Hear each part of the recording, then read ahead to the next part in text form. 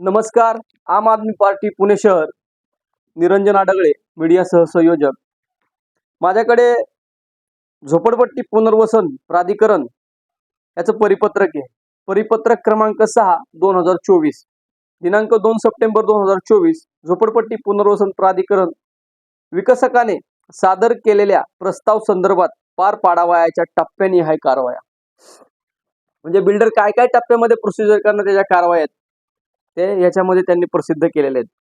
सक्षम प्राधिकारी विभाग योजनेला प्रशासकीय मान्यता दिल्याचे व संक्रमण व्यवस्थेबाबतची खात्री झाल्यानंतर मोजणी नकाशानुसार योजना क्षेत्राच्या हद्दीची पडताळणी करून झोपडपट्टी अधिनियम सुधारणा निर्मूलन व पुनर्वसन 1971 चे कलम 3D सह कलम 12(1) नुसार योजना क्षेत्रासाठी झोपडपट्टी निर्मूलन आदेश प्रस्तावित करण्यात येतील.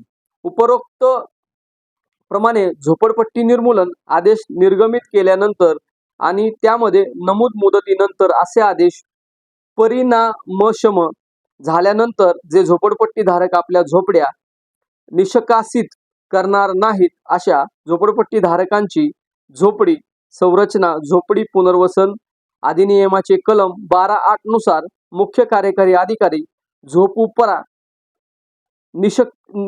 निष्कसित करू शकतील. ज्या झोपडपट्टी धारकांनी आपली झोपडी 2.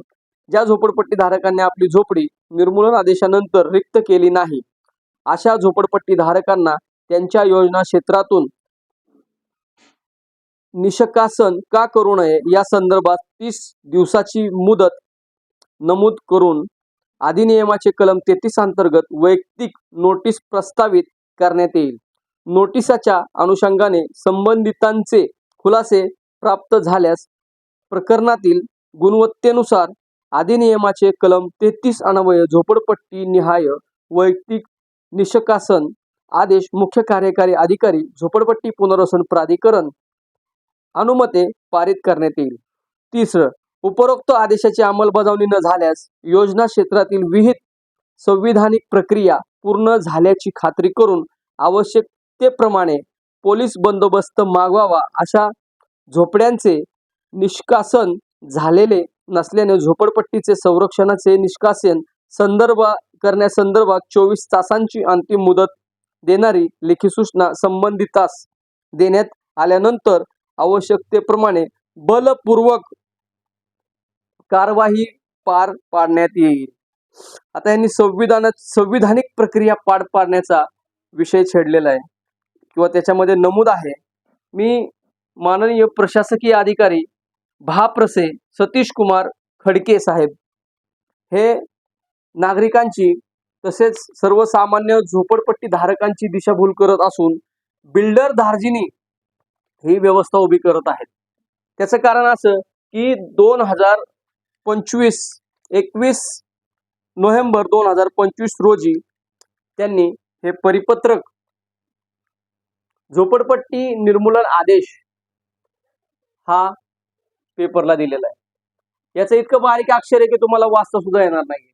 याच्यामध्ये त्यांनी असं म्हटलेलं आहे, झोपडपट्टी निर्मूलन आदेश झोपडपट्टी महाराष्ट्र झोपडपट्टी सुधारणा निर्मूलन व पुनर्विकास अधिनियम 1971 चे कलम 3D सह 12 अन्वये त्यांनी प्रस्ताव सगळं मांडलेला आहे. याच्यामध्ये त्यांनी एक नमूद केलेलं आहे की सर्व पात्र झोपडपट्टी धारकांना भाडे देऊन त्यांची तात्पुरती राहण्याची सोय केली आहे.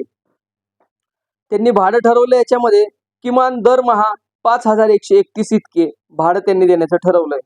त्याच्यानंतर त्यांनी सांगितलंय की 30 दिवसाच्या आत झोपडपट्टी रिकामी करा अन्यथा तुम्हाला बळाचा वापर केला जाईल म्हणून साहेबांनी ते आम्हाला नोटीसमध्ये दिलेलं आहे. या पेपरमध्ये डिक्लेअर केलेलं आहे. जवळपास निवासी 571 झोपडे आहेत. त्याच्यानंतर बिगर निवासी 20 आहेत आणि संयुक्त 4 आहेत. अशा पद्धतीने साहेबांचा खडके साहेबाचा जे प्रशासकीय अधिकारी आहेत ते समजून येत नाहीये.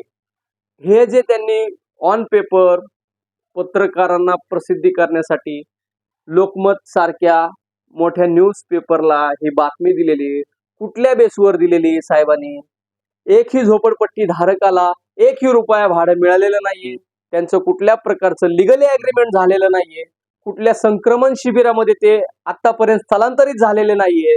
म्हणून माझी शासनाला विनंती आहे, माननीय मुख्यमंत्री साहेबांना, अशा अधिकाऱ्यांना त्या पदावर राहण्याचा अधिकार आहे का? माझी उपमुख्यमंत्री शिंदे साहेबांनाही विनंती आहे, तुम्ही तत्काळ कारवाई करावी व अशा अधिकाऱ्यांना कोणत्याही पद्धतीचा नागरिकांच्या जीवनाशी खेळण्याचा अधिकार नसून झोपडपट्टी धारकांची अवहेलना करण्याचा अधिकार नाहीये. म्हणून त्यांना बडतर्फ करावं, त्यांचा राजीनामा घ्यावा ही मी आम आदमी पार्टीच्या वतीने विनंती करतोय. तसेच त्यांनी ही जी बातमी दिलेली आहे त्या बातमीत स्पष्ट उल्लेख केलेला आहे. आजच्या पेपरला 21 नोव्हेंबर 2025 पेपरला पान नंबर 2 वर त्यांनी खुल्लं दिलेलं आहे की बाबा आम्ही तिथल्या झोपडपट्टी धारकांना भाडे देऊन त्यांची तात्पुरती राहण्याची सोय केलेली आहे. हे साफ खोटं बोलतायत साहेब. यांच्यावर कडक कारवाई करावी व त्यांनी आदेशाचं किंवा त्यांच्या पदाचा गैरवापर केलेला आहे. नागरिकांच्या हिताची कामं न करता बिल्डर धार्जिनी कामं करत आहेत. त्यामुळं माझी तिन्ही मंत्र्यांना, माननीय देवेंद्र फडणवीस साहेबांना, माननीय शिंदे साहेबांना, माननीय अजितदादांना विनंती आहे, त्यांनी अशा अधिकाऱ्याला घरी बसवावं हीच विनंती आम आदमी पार्टीच्या वतीने आम्ही जाहीर निषेध करतो. जय हिंद, जय महाराष्ट्र.